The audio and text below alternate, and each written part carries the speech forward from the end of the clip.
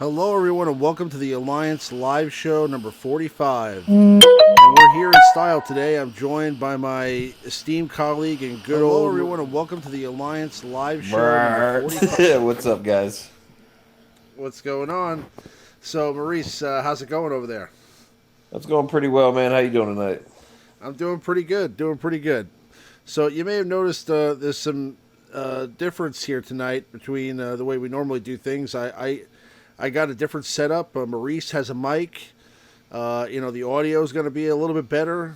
We're also going to try to get these things down to be a little bit more organized and on a regular schedule. So I may start to actually schedule the streams, and so you guys can get an idea of when they'll start. It won't be just random like this, but I kind of feel like the randomness is pretty awesome. I mean, what do you think, Maurice? Would you rather always do it at the same time, or do you think surprising everybody with a stream every now and then is pretty awesome too? I don't know, it's kind of like Christmas for me. It's a surprise. You there? Yeah, I'm sorry. I was on mute. Can you hear me now? Yeah, I can hear you now. All right, sorry.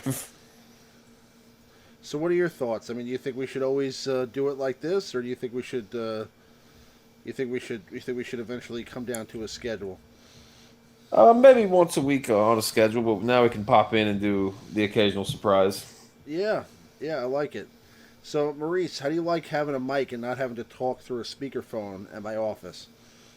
So far so good, man. Let's not jinx it yet here. So, does everybody hear me? Okay. I mean, is the stream going well out there for you guys? Can you guys hear everything all right? We're looking right now on screen at some footage of Darth Traya. So this actually comes courtesy of Oblivion. A lot of the game changers this week were showing some footage of him. I do actually have Darth Traya on my test account, but my test account is not quite as developed as some of the other game changers' test accounts are. I mean, they've put a lot of time into them.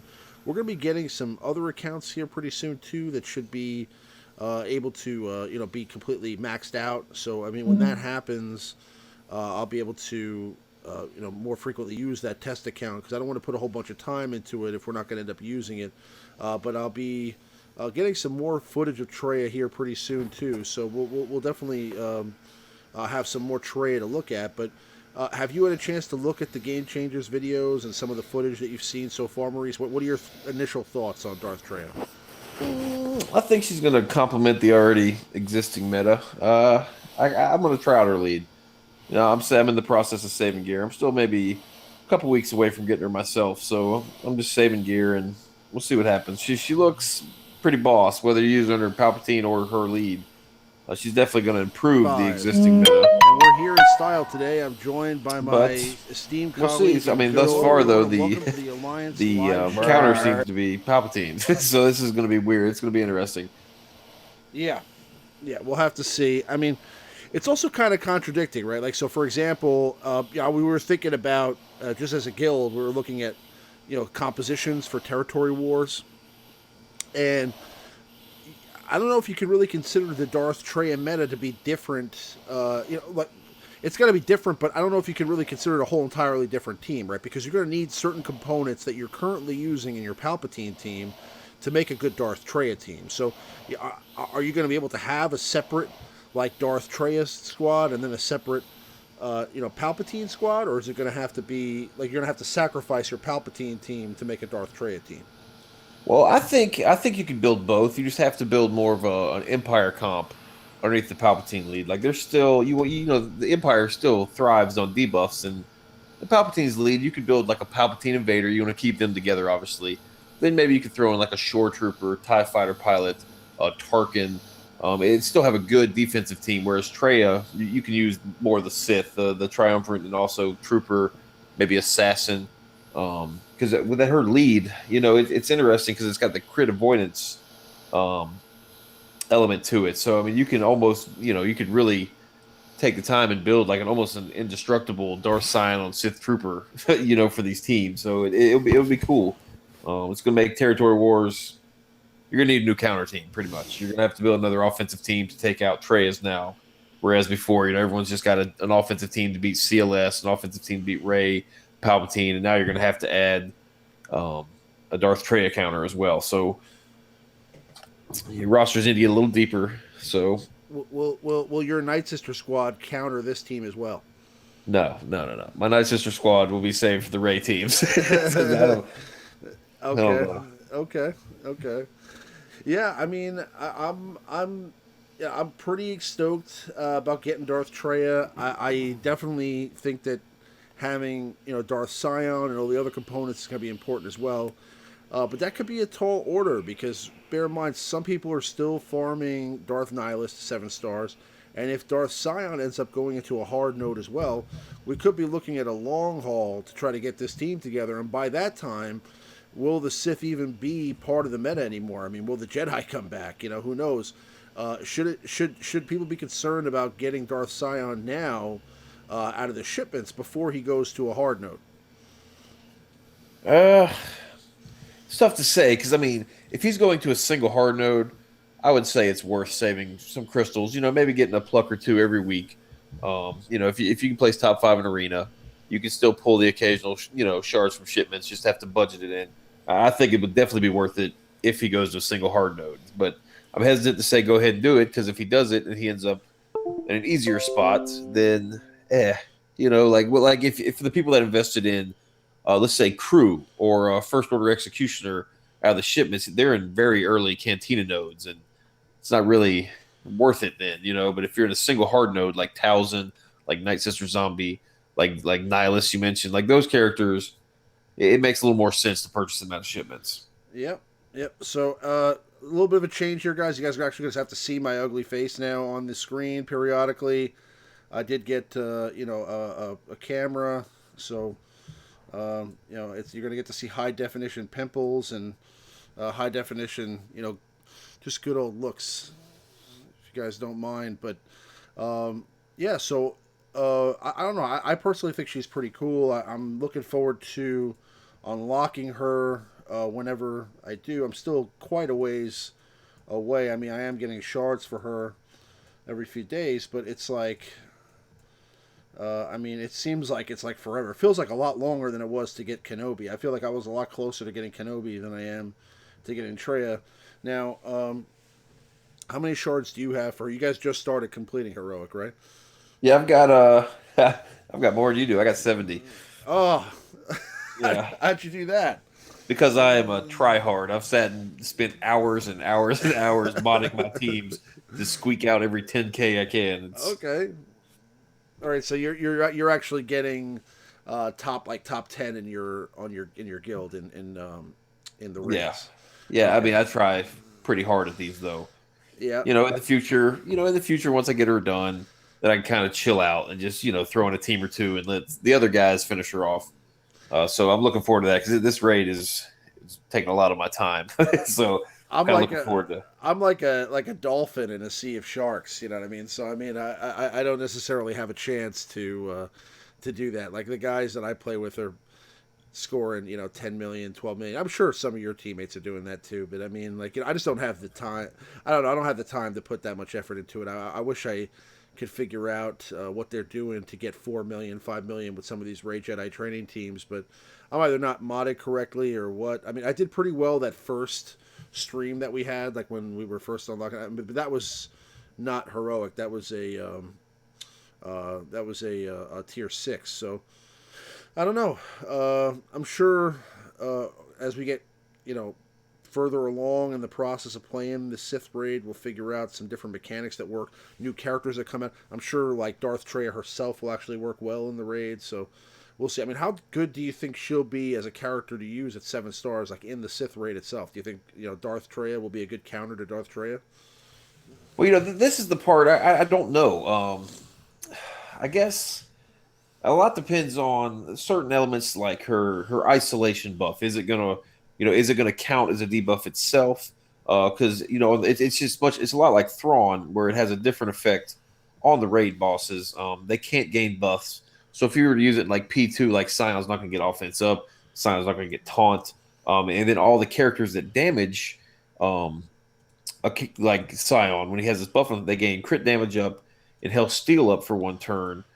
So there's all sorts of it brings a brand new element that I really have to get my hands on it to see what it does. I'm pretty stoked about her leader. The crit avoidance and potency boost just allows you to mod your team differently and focus on more things like offense or maybe some more protection. Just make them really tough to kill or make them hit really hard. It's uh, I just don't know. Yeah, I'm curious to see how she does too. I mean, I think she'll be viable in lots of PVE content, especially the Sith raid. I think that she'll be a huge benefit for territory wars. But we'll have to wait and see how well she does. Um, I was able to get a Zeta here on my first order stormtrooper, so now I have like a pretty Zetaed out first order squad. So um, this should be okay for territory wars going forward. But yeah, I mean, just going back to that, I think that Darth Traya will be a huge addition to arena squads. I think she'll be a huge addition to territory wars. I think she'll be, uh, you know, at least modest in rates, but we'll have to wait and see when we have her in our hands. Again, nobody has her at 7 stars yet, so it's really kind of tough to tell. But uh, we're gonna have her on our test accounts, so I'm sure we're gonna start doing some testing with the Sith raid and Darth Traya. So if anything, the game changers may be able to get some of that information, in advance because we're already there, with a 7 star Traya. So get a chance to take a look and see what that looks like. I was able to unlock her today. I still have to work on her and gear her up. So hopefully sometime next week I'll be able to get together some footage for you guys. But um, also, in news, I know there's a lot of stuff going on right now. We're also discussing, not in too much detail, but I think we'll go into that a little bit more next week. But the bounty hunter reworks, and obviously boss coming to the game. Um, uh, what about these ship updates? Have you seen? Did you get a chance to see Arnold's video today? Yeah, I saw both him and Cubs fan Han. Unfortunately, Warriors didn't pop up here until a couple hours ago, so I haven't had a chance to watch his yet. But looks like they're making pretty significant changes to both. Basically, just to save everyone time, which is something I like. They're bringing in the three. You start with 3 ships now, and that hardware ability. From what I saw today, the hardware ability is actually like a reinforcement kind of bonus. So when you pull them in out off your reinforcements to be your 4th and 5th ships, they get a bonus when they come into the battle. And these bonuses, at least from the footage I saw, appear to take some sort of new ability mats that might come from the PVE content they're talking about. So there's a lot of unknowns, but I'll tell you what, it's going to add a whole new element. Like in the videos, and they said in the videos, like this isn't set in stone. It could change, but Boba came in off the bench taunting with retribution. That's awesome. So like that's just the one I remember specifically. Geonosian spies forces people to taunt. So it's kind of cool. It's going to add a whole new element. Hopefully, bring some of these unused ships, like Ahsoka's ship, Geonosian spy. Hopefully, it'll give them some use. And maybe bring up Mason Akbar. Because they're kind of the left out capital ships. Maybe some of these reinforcements boost up their viability too. So I'm pretty excited about it. Yeah, no, me too. I actually, I'm a big fan of the bounty hunters getting a rework. I'm really interested to see how this contracts mechanic works, and um, also with the ships. I'm saying the main thing that I'm seeing about the ships is that there's. I originally thought when I heard the news that the ships were being adjusted was that they were just adding. I thought it was just going to be like a new addition to the game. Like I didn't think they were going to change the way arena works. I didn't think like it was going to be like they were taking away the 5 team or the 5 ship arena. I thought they were just adding the PVE table and then adding like another mode, like a 3-on-3 mode. But what they're actually doing is, yes, they're taking away the current arena model and changing it entirely to a 3-on-3 model with with the hopes of making it more interesting, more competitive. I think that they just obviously see that ships is lacking something, and they're probably going to add some new content. I mean, with making changes like this, they're not going to go ahead and do stuff like this without adding new content to it. So I'm sure here pretty soon we'll see some ships coming into the game. Probably some marquee ships that you'll have a chance to buy. Maybe as soon as the release of the Han Solo movie, I'm sure we'll get maybe another version of the Millennium Falcon here at some point pretty soon, which should be pretty cool. Maybe a solo version of the Millennium Falcon, the Kessel Run Millennium Falcon. Who knows what it'll be called, but I'm kind of excited to see that. So we'll have to see. What do you think? Do you think it'll overall be better than it is now, or do you think it'll be kind of indifferent, like not a big deal? Well, with the existing ships, like on somebody's ship shard that you and I, the people that have played a long time, it's not going to be much different for us because everyone's going to have all the ships, and it's going to be the same thing. So we will need some new ships to spice up but for a newer player. I think it's going to be much better because they'll be able to. They're not going to have all the ships, so the ships they do have, they'll get a better grasp on them. They'll be able to use them all in a viable team, and the matches won't take as long. Because when you first start ships, I mean, those matches are grueling. I mean, after you played them for a year, yeah, it's just it's A B C D ball game in a minute and a half, 2 minutes. But when you first get these ships, like the 3 and 4 star ships, I mean that's going to take you the full 5 minutes. And the counter's going down to 5 minutes now too, or what it looked like today. So I think it's going to really help newer players, help them. It would be nice because when you're a newer player, you're setting everything up. You're getting your territory battles set up. You're working on everything from scratch. Whereas like players like us, like they introduce these game modes slowly to us. But when you're a brand new player, everything's just boom right in your face. So I mean, anywhere that a newer player can save time will be helpful and keep them engaged in the game. They won't burn out in the first 3-4 months of the game. Sure. No, absolutely. I agree. I think, like for somebody like me or you, it probably won't be a big difference. But it's not going to make. If you don't like ships now, you're probably not going to love ships all of a sudden because of the new changes. Maybe with the addition of new content, the PvE content, maybe some new ships. Maybe if they incorporate ships more into the upcoming raids and territory wars. Territory battles. I think that aspect will be more interesting too because they're going to probably see. Obviously, if they change it for arena, they're going to change the way territory wars ships works too. So it'll be interesting to see how that plays out. Because again, if it becomes more competitive, you're not going to be fielding quite as many ships, so you're not going to have these. You're not going to be able to. You're going to have different compositions than what you're using right now. Because again. If you put out, let's say, for example, Darth Vader's TIE Advanced, and let's say, Cassian's U-Wing, and maybe the Ghost or the or any squishy ship, you're gonna have to have like a tank in one of those 3 ships to kind of sustain.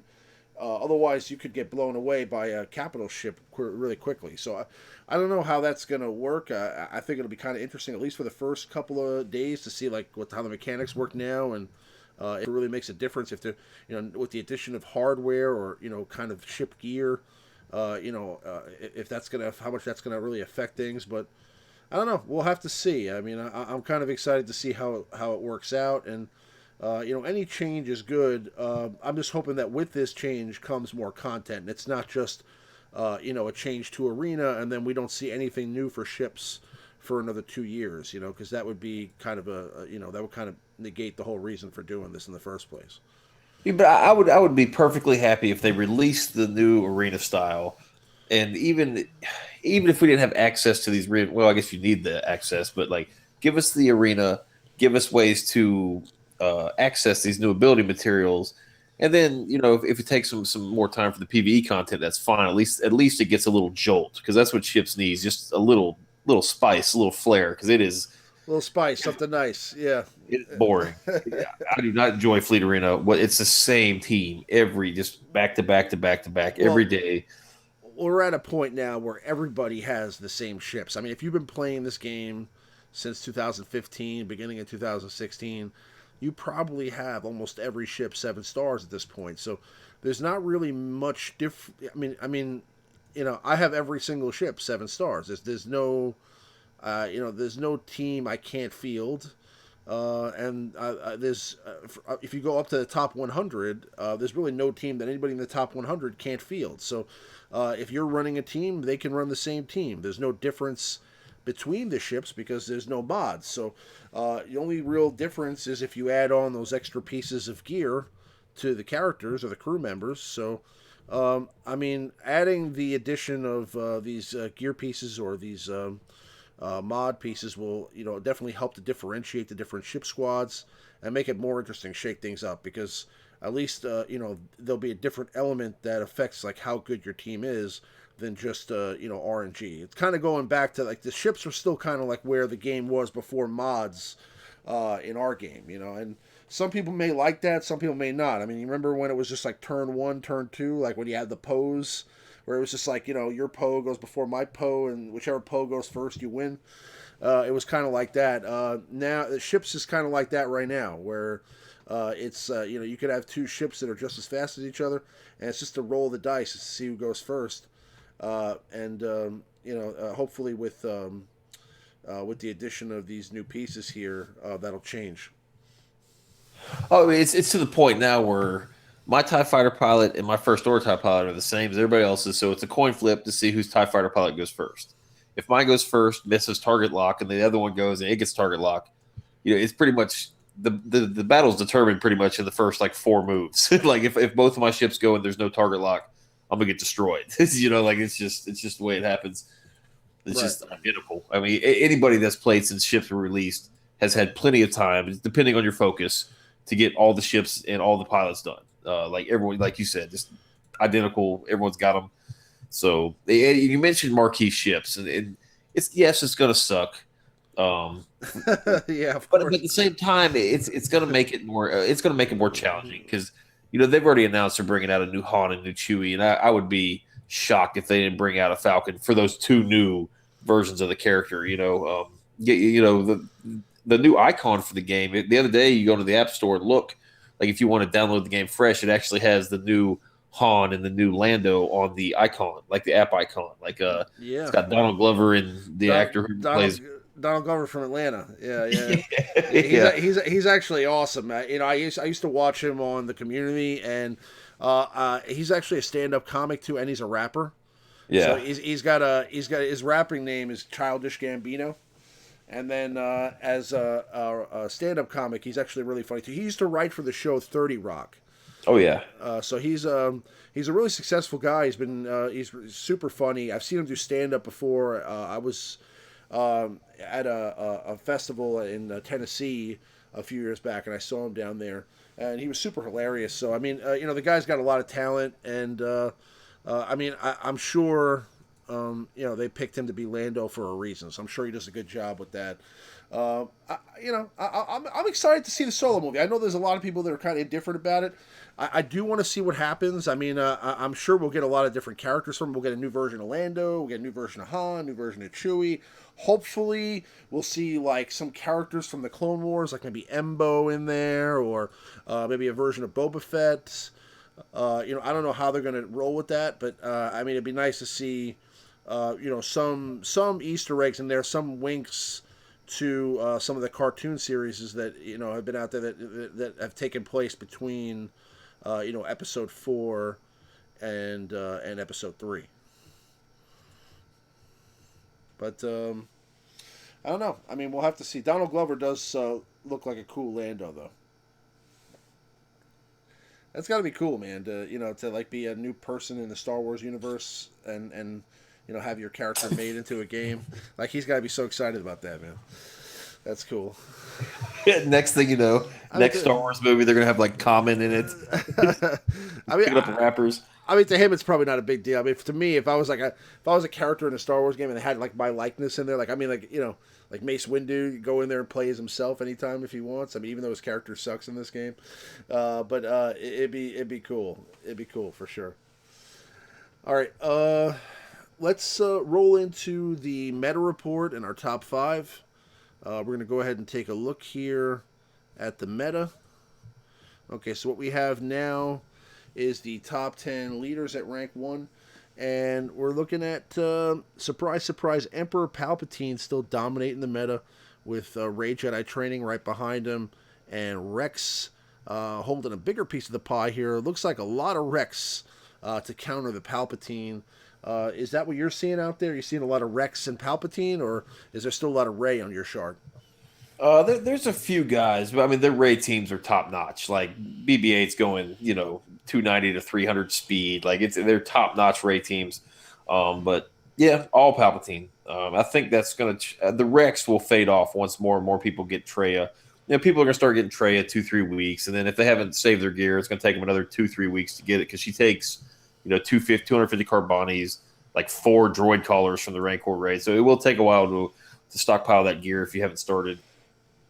That will get rid of the Rexes with the quickness because that isolate prevents anybody from getting turn meter, from getting any sort of boost, anything like that. So that's going to eliminate a lot of the Rex. So if you guys are running Rex, it might be time to maybe get a backup plan just in case your shard gets just littered with Traya in a couple weeks. If you're in a more advanced shard running Rex, might be time to come up with something else just in case. Rex is always the counter meta. Yeah, but and we've seen it time and time again. Like people jump on board a new meta, and then it always always reverts back to Rex. Like remember the Maul meta? Everyone's running Maul, and they're like, yeah, back to Rex, and something else comes in, then back to Rex. Right. And people are starting to go back to Rex again, so they're gonna can't have that. So Trey is gonna switch that up. We'll see what these bounty hunters bring to the arena setting. That could mix it up. Hell, the bounty hunters could counter Traya for all we know. So who knows? Like a preemptive counter. I don't know. It'd be interesting to see what the bounty hunters bring. Yeah, for sure. But yeah, I mean, not much changing. We still see some General Kenobi teams, some Kylo Ren on mass teams, Mother Talzin and Ventress are kind of the next step behind the three main meta leaders with Rey Jedi training, Emperor Palpatine, and Rex. So you'll see a mix of either Mother Talzin and Asajj Ventress lead. And then you still have Admiral Akbar holding on there with his, his Hermit Yoda team. That's something that a lot of people who are just getting Hermit Yoda to 7 stars are going to experiment with. They're going to try out that Akbar team because it's kind of fun. It's not really the the peak of the meta at the moment anymore, but it's still a fun team to run. And then you still have people that run, your traditional Empire teams with Grand Admiral Thrawn, which can be a counter to Palpatine. I mean, you can run a Grand Admiral Thrawn Empire team with the right components and beat a Palpatine team. You can still beat a Rey team, and you can beat a Rex team as well. But other than that, not much has changed in the the top 10 rank 1 leaders. Let's go ahead and take a look at the top 10 squad members at rank 1. And Grand Admiral Thrawn still sitting at number 1 with General Kenobi behind him, Emperor Palpatine, then Darth Nihilus behind Palpatine, Darth Vader behind him, Darth Sion makes his way onto the charts at a higher position here. I don't know if he was on the charts last week, but it looks like he is now. And Rey Jedi training slipping all the way to 8 with R2D2 ahead of her, and BB-8, and then Rex rounding out the top 10. How far up the list has Sion moved? Was he even in the top 10 the last time we did the meta report? He's been creeping up. I'm not sure if he was as high, but I think that's just people realizing like, hey, I could use my Darth Sion at 3 stars as long as I put a Zeta on it. So I think people, when you get a 3-star character, you're kind of reluctant to gear him up right out of the gates, just because he's 3-star, but there's been certain characters like Talzin, like Wampa, you can use at 5-star. There are characters, Nihilus, people use Nihilus at 3-star forever. There are certain characters in the game that you can use understarred and be successful with. The Sion with that Zeta is one of them. If you can get that held by hatred off, it doesn't matter what star you got. He's going to be, real tough to kill, hit real hard. So sure. It basically he speeds up Nihilus with that unique, Palpatine versus Palpatine, Vader's going to throw the dots, and if you land the 3 dots and the speed down on Sion, that pretty much just gives Nihilus full turn meter. And so he's going to go next, the opposing Nihilus. So that people you can use that as just for no other reason, just to speed up Nihilus. So yeah, no, Darth Sion definitely a great character that you can use at 3 stars, at 4 stars. As long as you get him to gear 11, he's definitely a great addition to the squad. He's got some great abilities that, especially that ability to revive himself with that. What's that called again? Is it No, Scion held by hatred. Hell by Hatred? Yeah, Yeah. yeah. So that's a great ability, and he's a great addition to a Palpatine team, and a great addition to a Sith squad. You know, whenever you do unlock your Darth Traya. So he's going to be in the meta report for a while, even though he's kind of peeking onto the scene now. I'm sure we'll see him move up and up that list as more and more people unlock their Sith. So yeah, but pretty much not a lot of change other than the kind of the creeping up here. Darth Sion, Ray kind of slipping down to the back of the list, and obviously we're seeing a little bit of change at the bottom of the list with Rex kind of moving down a little bit, but just kind of showing the same trend here with that Empire team kind of dominating the scene, and General Kenobi is always going to be in the mix as the best tank in the game. So that's just the way it is. But we're going to move on now to our top five. And this week, we're going to be doing top five characters that need Zeta abilities. So, good old Maurice, went to pen and paper and he sat down, looked at all the statistics, and he broke a sweat and came up with top five characters that he thinks need Zeta abilities. And who's number five, Maurice? Where are we starting off here this week? All right, this list is cool because there are, well, for the most part, none of these characters ever made the top five. But number five is going to be Plo Koon. Um, he needs a Zeta ability because he's pretty worthless. You can make a case where this list could be all Jedi, but I resisted and just went with Plo Koon. I checked with my I check. I'm not as much into the lore, and I don't have as much knowledge in the Star Wars universe as most of you guys do. But Plo Koon, I remember him from the cartoon series, and he's much more notable of a character. And I texted my buddy Teals and made sure this was accurate. He is much more, he's much more important than like Eve Koth and Kit Fisto. Plays a bigger role in the Star Wars universe, and he's already got the clone synergy built into his kit. Clones need some help. Um, he's a worthless character. There's no damage. He is a pilot, so let's get some extra use out of him. His Zeta ability could make his ship even better. Um, let's just get some Jedi's viable, and he would be one that really, really needs it. Easy to obtain. Yeah, So Plo Koon. Now I agree. You could pretty much make a top five list here, and it could all be Jedi. But Plo Koon is somebody of note. I mean, in the Clone Wars series and even in the movies, he was a much more important character than some of the other characters that are in the game. Definitely ahead of the list of Eve Koth. Even though Eve Koth is pretty a pretty tough Jedi in his own right.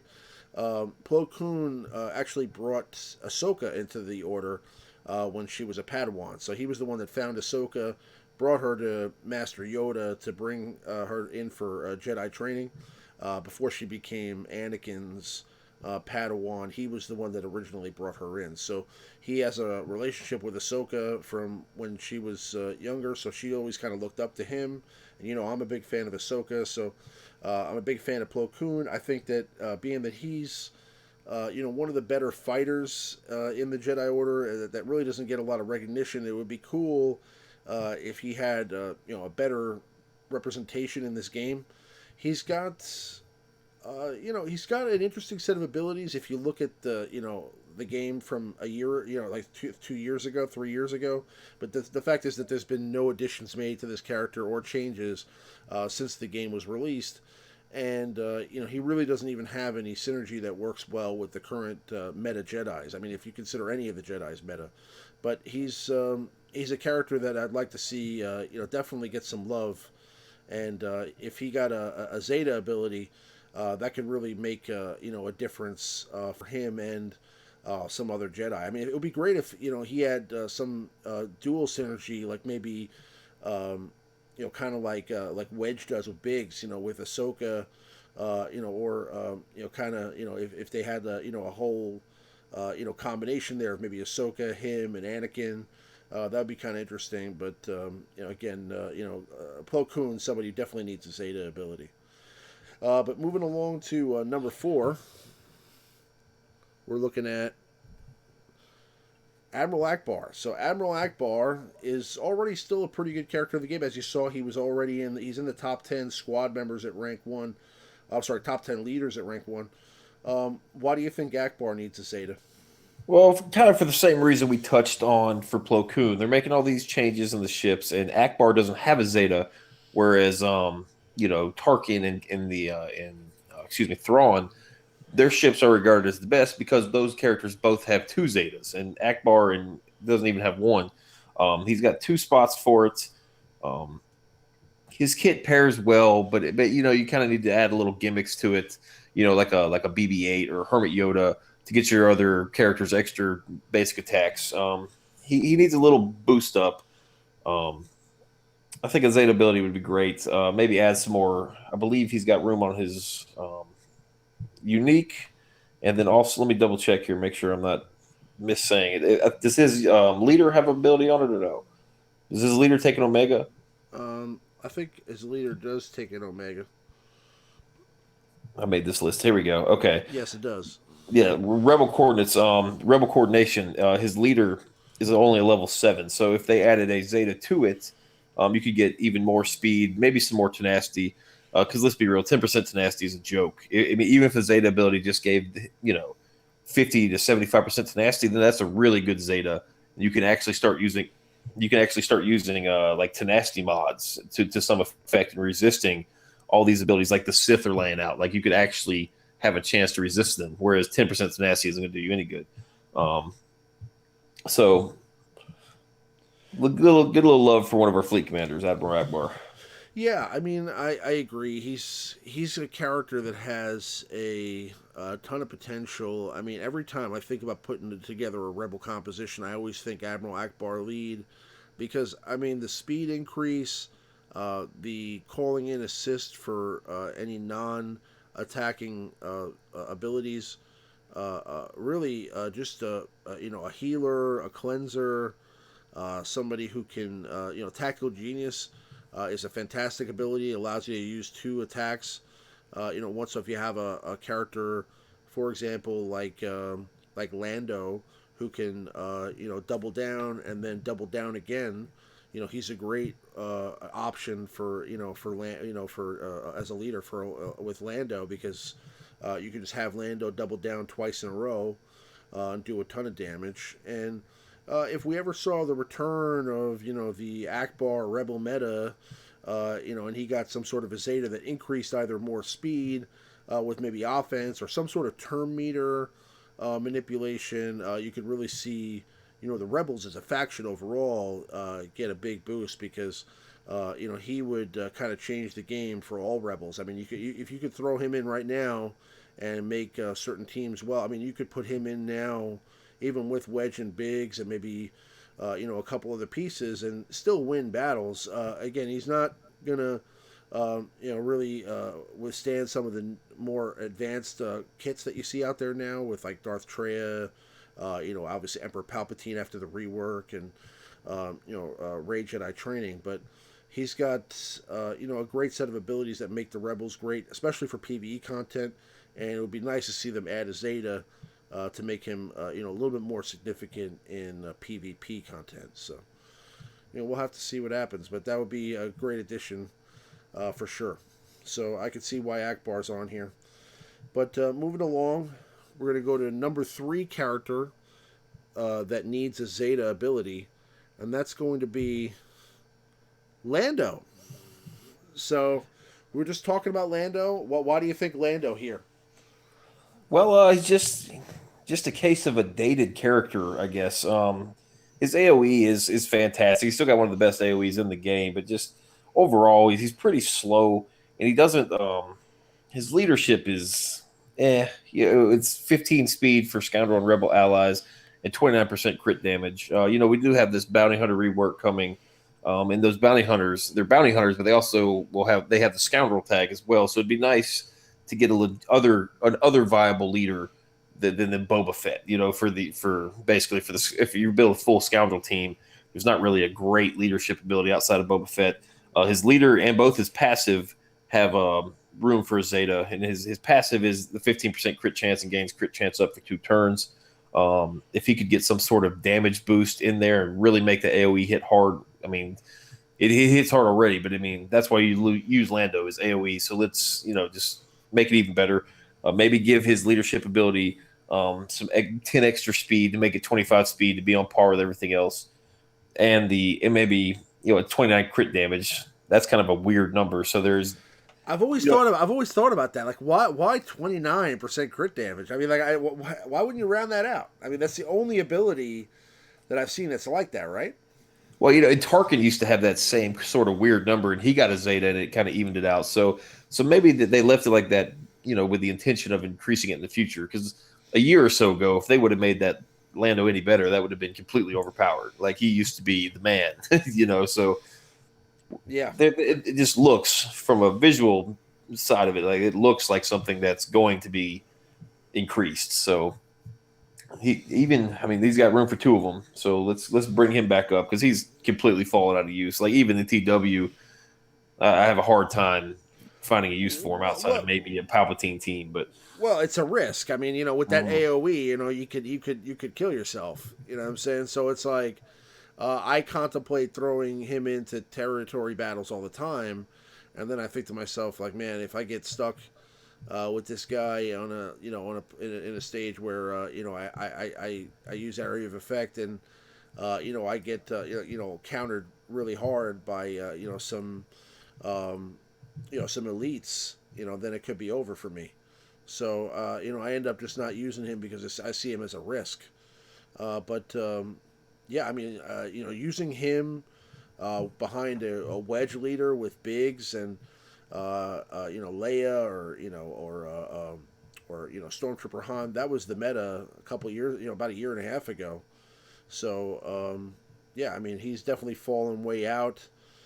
Giving him a Zeta or even 2 would be a huge increase. I'm sure they'll do something, especially considering we're probably getting a new Lando.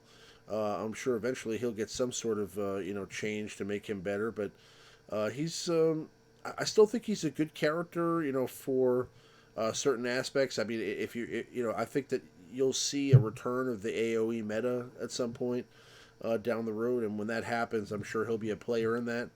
But and whenever we see another rebel leader kind of step into the spotlight that increases damage and gives turn meter on crits, then Lando will become an important piece of that again. But yeah, I mean, he's got kind of a funky kit, and obviously the double down is a great ability, but it would be nice to see him have a little bit of a better, a little bit of a better unique and a little bit of a better, basic attack, or a Zeta on his leader that makes that crit damage a little bit higher and that speed a little bit higher, so he could actually be a viable option as a leader too. So that'd be cool. But definitely Lando could use a Zeta without a doubt. But we'll move on to our number 2 character in Star Wars Galaxy of Heroes that needs a Zeta ability, and that's going to be Mace Windu. Yes, so we were talking about Jedi and how we could throw them all on this list. You ended up going with Mace Windu here. Why do you think Mace Windu needs a Zeta? Well, because out of all the Jedi, he is by far the least underwhelming. Like, just in terms of importance in the lore and the story, and just overall, I mean, he's a boss, and he's just, in this game he's terrible. That shatter point. I mean, he's been reworked 2-3 times now, but real just kind of reworks. Like, they made a terrible character a little less terrible. No, not at all viable. His shatter point has room for a Zeta. That's his unique, and that's the one where it's a 45% chance to expose. And whenever an exposed enemy, whenever Mace hits an exposed enemy, he gets 25% turn meter. The Zeta could maybe make that 100% expose, and if the AI could play it properly and actually hit the exposed enemy, that'd be great. Maybe a targetable expose would be cool. It's something. I mean, even that wouldn't help his kit. Like, it just maybe give him 150% damage when he hits an exposed. Something to increase his damage, because he is not good. He's pretty terrible. And again, just like Akbar, he's a capital ship, and he's probably, I mean, 9 out of 10 players probably say it's the worst capital ship. I just pulled that number out of my butt, but it's not a good capital ship, and this the Zeta would kind of increase it. Just kind of give it a little passive kind of. They wouldn't have to rework anything. Just they'd make the ship a little better. It's what it needs. So yeah, ugh. Well, when the ship first dropped, I would have said that it was probably one of the better defensive ships. But I mean, as far as his kit in arena, his kit in territory battles, his kit in territory wars, or any PvE content, yeah, he's somebody who's they've tried to make viable multiple times and failed horrendously. And now this is really before they got good at making characters good, if you know what I'm saying. Before we had uh, I mean, now it seems like they kind of control the meta. If that makes sense? They release a character like Darth Traya, she's going to be good. They release a character like Rey Jedi Training, she's going to be a meta character. They release a character like CLS, he's going to be a meta character. They've gotten much better since the game came out at controlling the meta. Okay, and I guess they tried to do that or tried to make an adjustment to Mace Windu to make him a meta character a couple years ago, and it just didn't work out. And they've tried to make adjustments to his kit, and it just didn't work out. His kit needs to be reworked entirely. I mean, he just needs everything to be wiped aside. I mean, there's nothing wrong with the names of the abilities. Vapod is cool. Smite, all that. There's nothing wrong with the animations or anything like that. Just the way the wording is, and the buffs that he gets, and the whole exposed thing. I think they just need to wipe the slate clean with this character. Just pretend like there is no Mace Windu and just recreate Mace Windu and make him like an important character. So whenever the Jedi rework does happen, because we know it's imminent at some point. I mean, I don't know if it's going to be the next rework or the third one down the line. We may see Separatist rework first. We may see a lot of different reworks first, but if they do Jedi, hopefully he's somebody who gets a big step in the right direction. He's somebody that could definitely use a Zeta that makes him a dominant Jedi, something that maybe increases his damage significantly, or something that makes him a fantastic leader that kind of spreads buffs or benefits to the rest of his Jedi squad. Mace Windu is probably the best blademan or the best sword lightsaber wielder in Star Wars. One of the best. He was able to balance both the light and the dark side to use his Vapod, which I think he was the only one that was able to do that because he had to kind of balance both on the light and the dark to be able to use that fighting technique, and that's why he was able to beat Darth Sidious.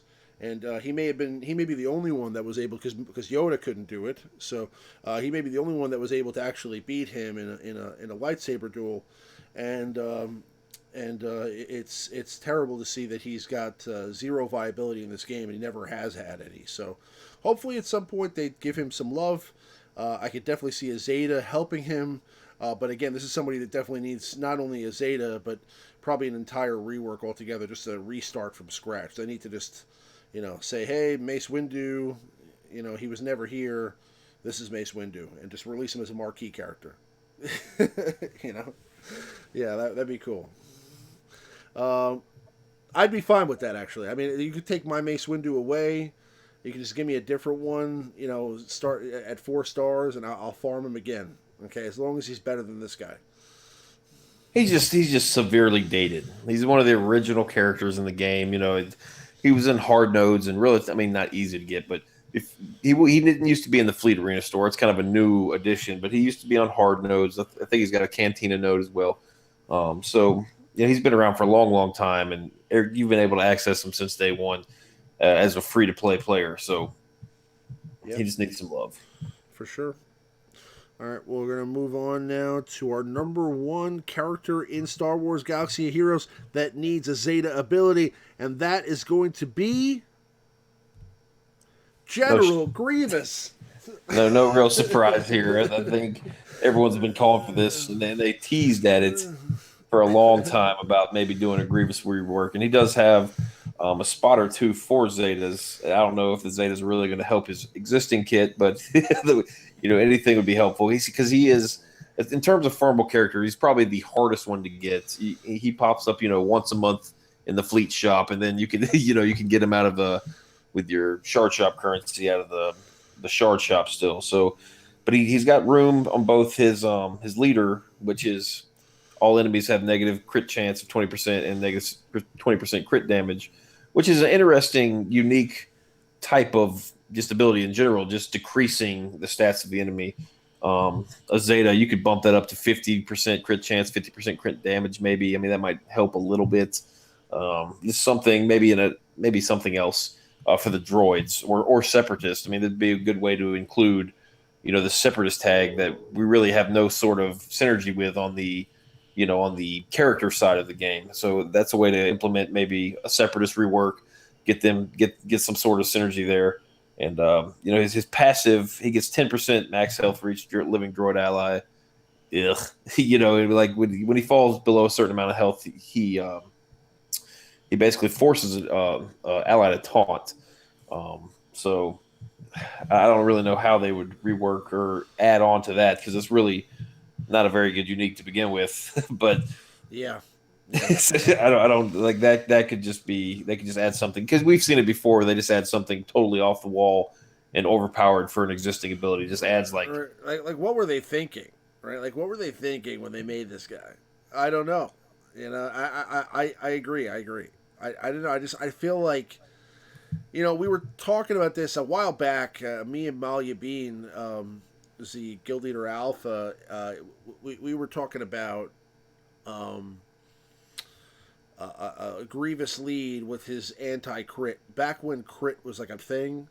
When like Shore Trooper was a character that was really kind of dominant because of his anti crit, and when crit was really a big thing because of Lando, and wedge teams that got turn meter on crits.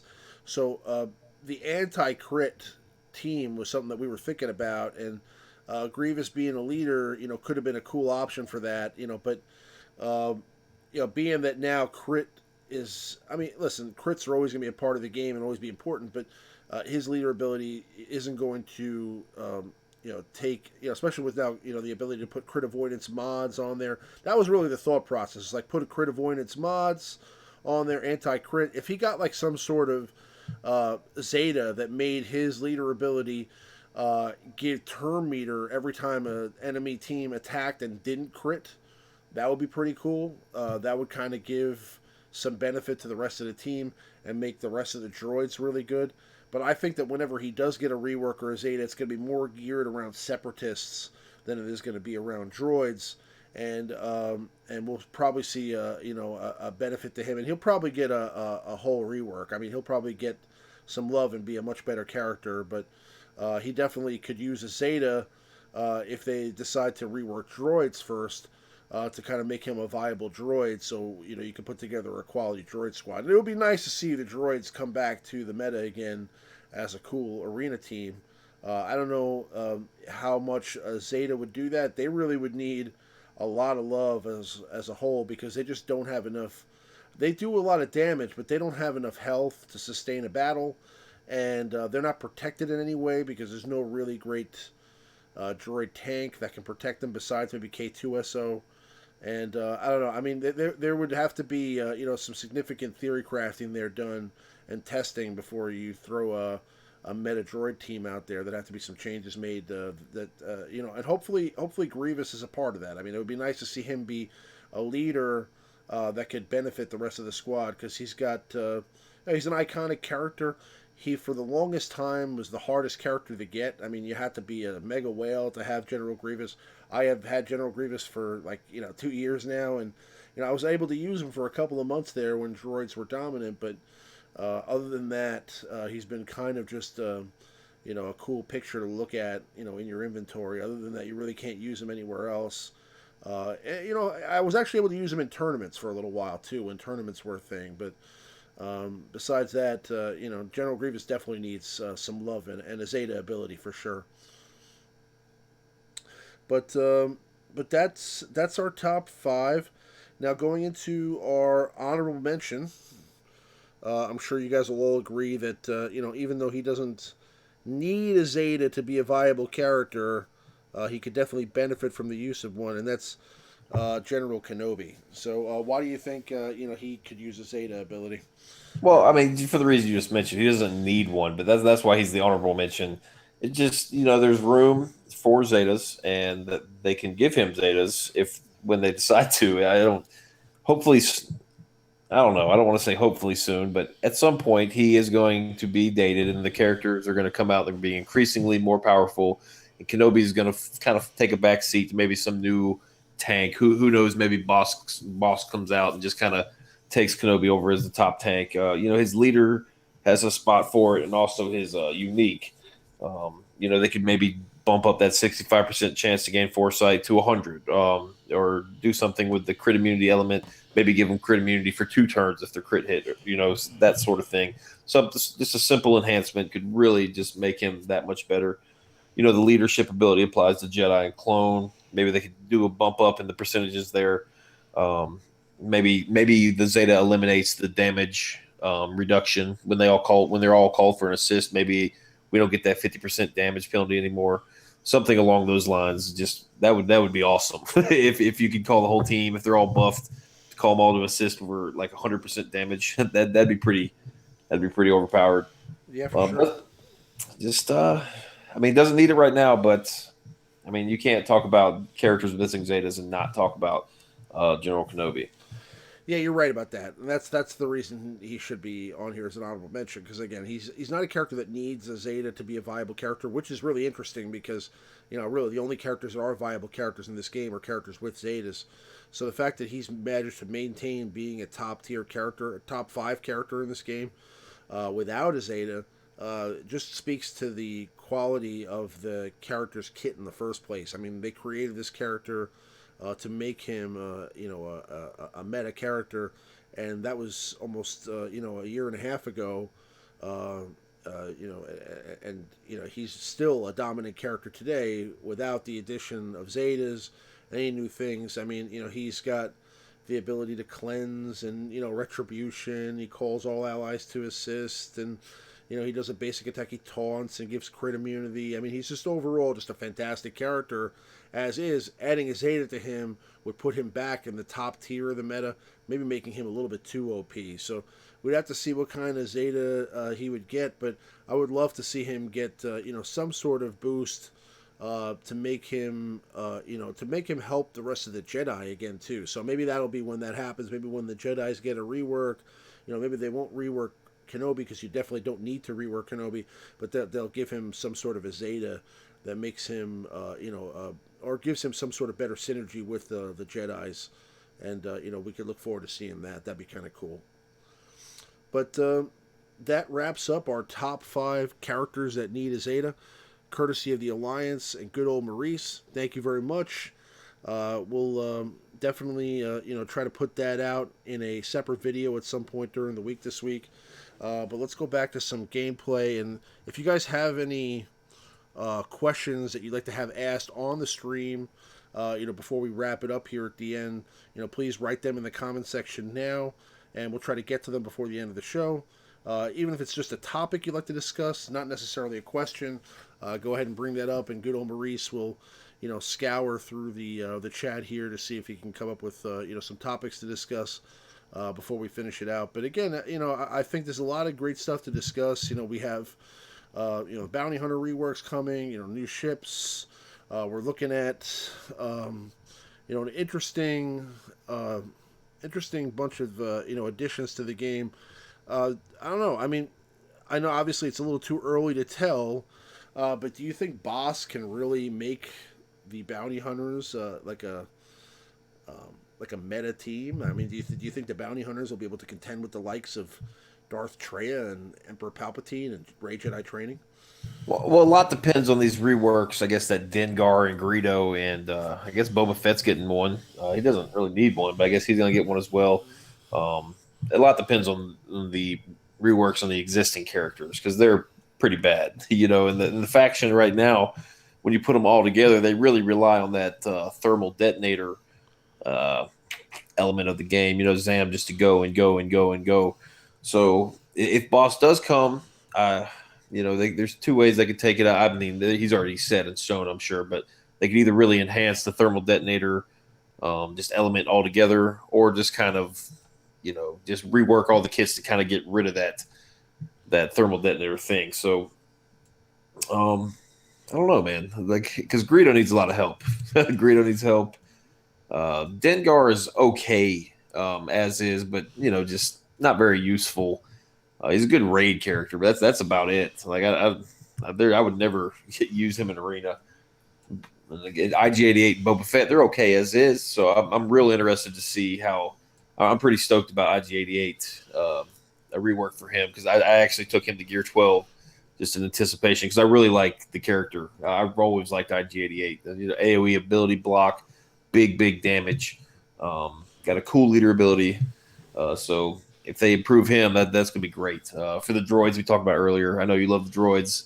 It'd be cool to see them kind of piece together a viable droid team. It doesn't even have to be the traditional droids. We have a BB-8. We've got K2SO. We got just R2D2. Just all these droids. Just kind of piece them all together in a cool team would be cool. So I heart droids. Yes, yeah. I do. I heart droids. I would say, yeah, the droids would be cool. Honestly, more than the droids, though, I would love that Jedi rework, man. That would be so awesome. Whenever that comes, I'm hoping it lines up with the release of the next Luke hero's journey, where he becomes Return of the Jedi Luke. That would be pretty cool. So if we got like Jedi Luke, and then they did a Jedi rework, and then eventually we got a Jedi Rey, that would make the Jedi pretty OP. But do we have any questions in the chat? Yeah, we got a few. Let's see. I had one earlier. Zephyrox Eternity. Sorry if I messed up your name. Asks. What's up, Zephyrox? He asks, how are we going to unlock Bosk? Like, how are we going to be able to get our hands on Bosk? He says maybe a marquee event. Do you think he'll be like a legendary character? How do you think we'll get him? Well, I don't think he'll be a legendary character. I do think he'll be a marquee character. Now, we don't have any specifics on that yet. I have seen, a little bit of information about him, and we'll get some of that information here pretty soon. But as far as the way he's obtained, I haven't gotten an answer on that yet. And if I had to guess, I would say marquee, because again, you're not going to release an iconic character like that and not charge for him when you're charging for Rose Tico and Amilyn Haldo, right? So I mean, you're not gonna charge for Rose Tico and then break out Bosk for free. That would be as awesome as that would be. I mean, listen, it'd be cool if they just threw Bosk into the Galactic War Store. We were kind of joking around about that before the stream, but I don't know. I don't think that's happening. I think he's going. I think he's going pay to play, and then eventually he'll be in a farmable node. I don't think he'll be like a hard node. I think he'll be somebody you can get easier than that. I don't think he'll be in a store either. I think he'll be somebody you have to farm out of maybe the cantina nodes or something like that, or maybe out of the ship nodes. Who knows? But I don't think he'll be very hard to get. But I mean, I'm not sure yet. But if I had to bet my paycheck on it, I would say marquee.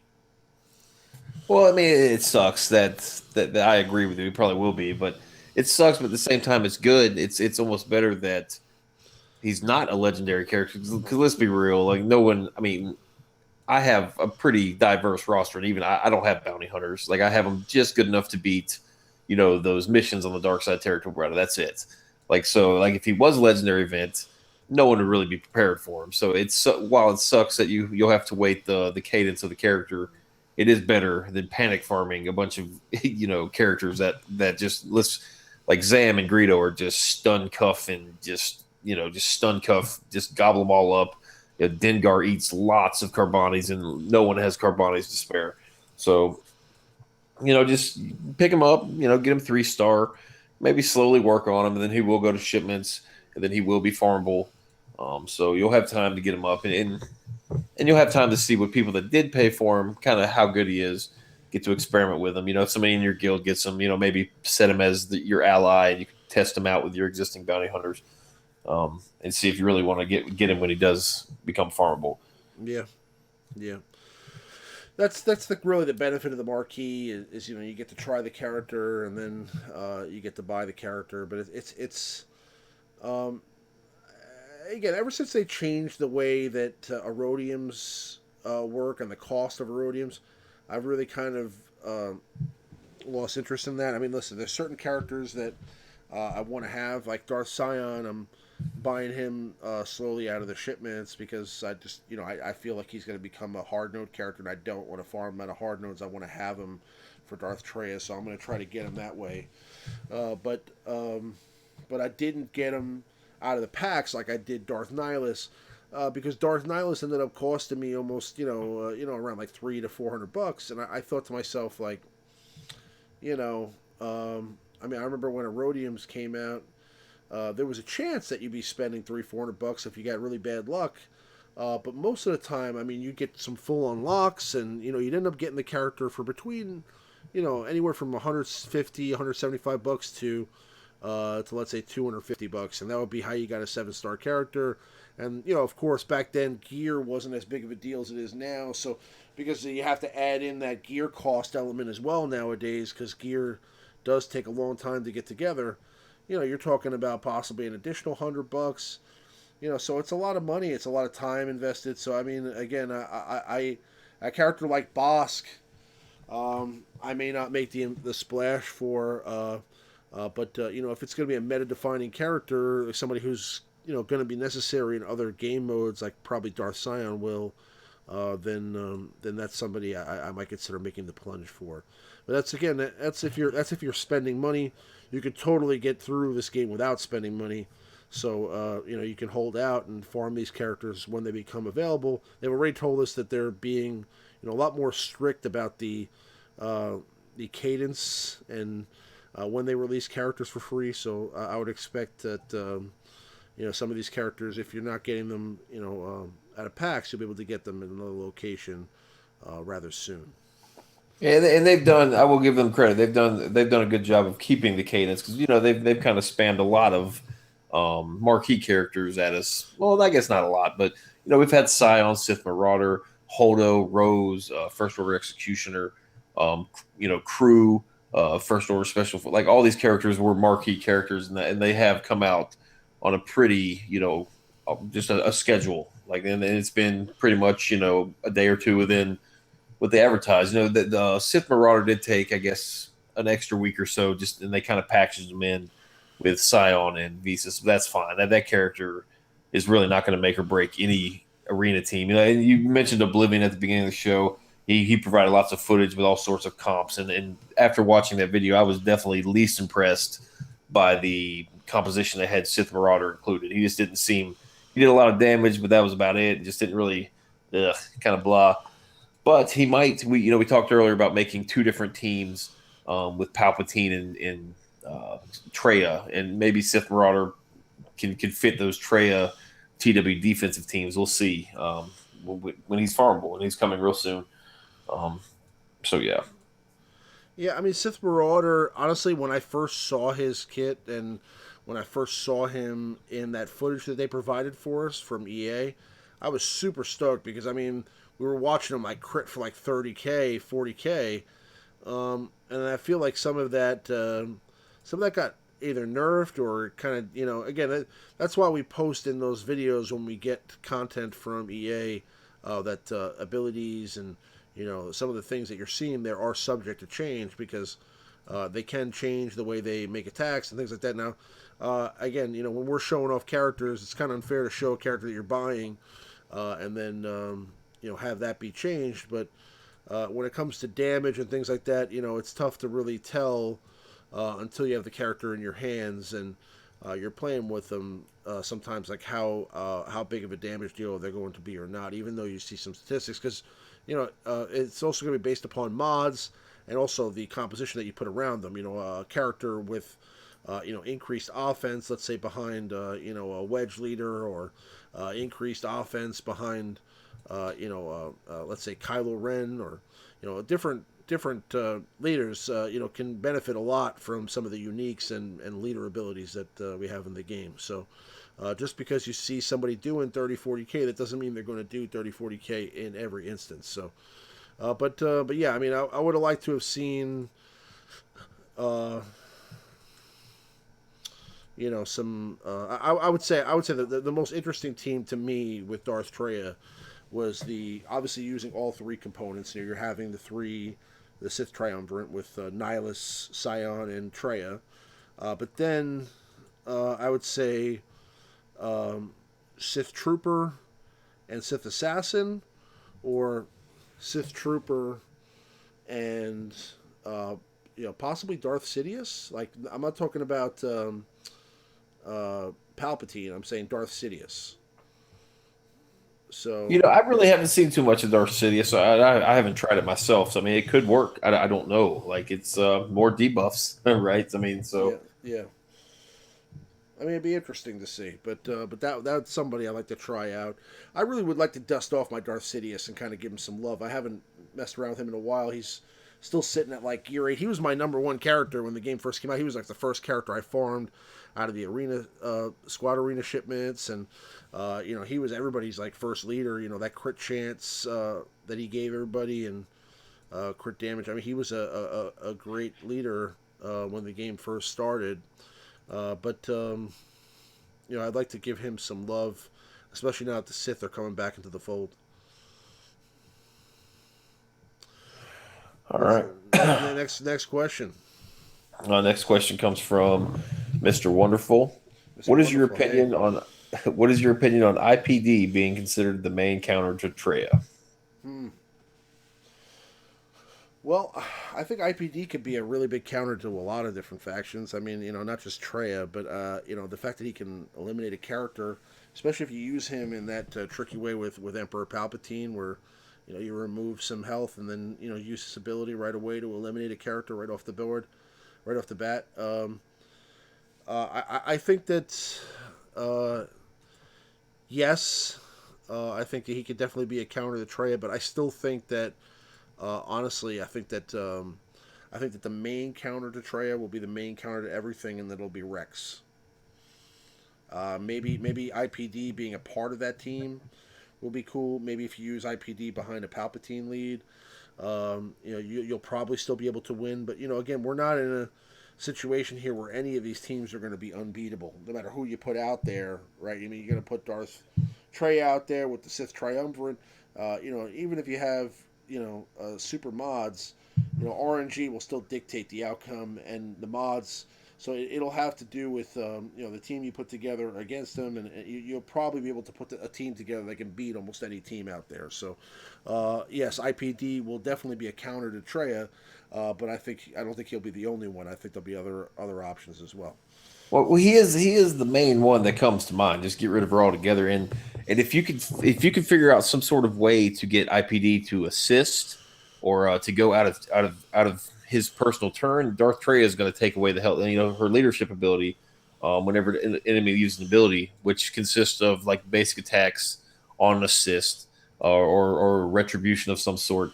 Whenever they go outside of their turn, they automatically lose 35% health. So if you can manipulate it to where IPD can go when it's not his turn, Traya will automatically take his health down. The next turn, he can just blow up. Like you can use Palpatine, sure, but I mean there are other ways to do it. That leadership just her leadership sucks the max health and drains health, and just I guess it's not going to affect the protection. Just go straight from the health pool. So IPD is just going to be ready to go. Maybe on his first turn, if you can get like a faster character to get him to assist. So it'll be interesting. I mean, like you said, IPD counters everything, just like Nihilus. You got pretty much a one-shot boom that kills. Almost IPD won't kill every character if they're modded really, really heavy on health protection, because he only does massive damage, like what 99,999, I guess it is. So there are ways to survive, but I don't think you're going to be able to get that much health and protection on Traya. If you can, you have way better mods than I do. So that is one way. If you guys should start having access to IPD if you don't already, very soon. Just even 5-star. So you might want to invest a little bit of effort into him, especially if you're not going to have Darth Traya for a long time. That is a character you're going to want to kind of amp up in preparation for the Darth Traya meta that's on the horizon. Yeah, for sure. For sure. All right, we had the next. Mr. Garcia asks, offense mod or speed mod set on Palpy and Scion for Arena? I always say speed. I mean, speed is king, right? So, even though offense is a great addition, I think you could maybe have some offense primaries in there, especially maybe on the cross if you don't decide to go with potency, which I would personally. I would look for some really high offense secondary stats, like solid number offense, like 100, 125 offense, 75 offense, like those kind of secondaries. But yeah, I would still go with speed, and even on that cross, I would probably go with potency. Maybe offense on the triangle as a primary, but the speed set I think benefits you more in arena and territory wars than the offense set does. That's just my opinion. Yeah, on Palpatine in an arena setting, I would definitely do speed. If you're going to use Palpatine for like some sort of raid team, you might want to invest in some more offense and crit chance. But Palpatine, in arena, you just want him to go and go and go and just spread stuns, spread the shock, to spread as many debuffs as possible. Scion, you definitely want him to go fast too. I would actually use an offense cross for him because I use an offense cross in mine, and my potency is pretty low on mine, but he consistently lands a lot of those pains on his AOE. And the thing is, if he misses a pain, it reduces that cooldown, so it's not the end of the world. I would do a speed set on him with, like you said, lots of offense secondaries, because once he gets that held by hatred, he hits hard. So the more offense you have on those secondaries, the harder he is going to hit. If you can get his crit chance up, 40% or above, I would almost go with a crit damage set on him over offense. I've tried both, and I had a little better success with the crit damage and about 40 to 45% crit chance on him. But you do want him fast. Just bypass the offense if you have to get the speed on him, because the quicker he goes, the quicker that held by hatred goes. The quicker you can do his AOE and get the characters attacking you just to burn the cooldown down on that held by hatred, because that's what wins you the match. So the quicker you can get that held by hatred up, increases your chance every single time you play an arena battle. So I would chill on the mods. I wouldn't go offense on either one of them. I would do speed on both. That's just, I guess, me and you. So Yeah, I agree, 100%. oh, let's see what else we got. Sith Marauder, completely useless for a pay-to-play character. Thank you, Master Kylo. Yeah, yeah, Master Keyboard. Kylo. Our friend Keyboard asks, when is Sith Marauder becoming a free-to-play character? That's a good question, Keyboard, and I think very soon. I think that probably the next character to go free to play is going to be Sith Marauder, and I think it'll happen when we get. I think we'll get Sith Marauder with Darth Scion and Traya. No, not Traya. I think when Darth Scion becomes free to play, I think we'll get Visas Mar and Sith Marauder at the same time. I mean, it would be cool if Sith Marauder came a little bit sooner, because he was the first character to be released out of all three. But I just have this feeling that they're going to try to tie all three of those together.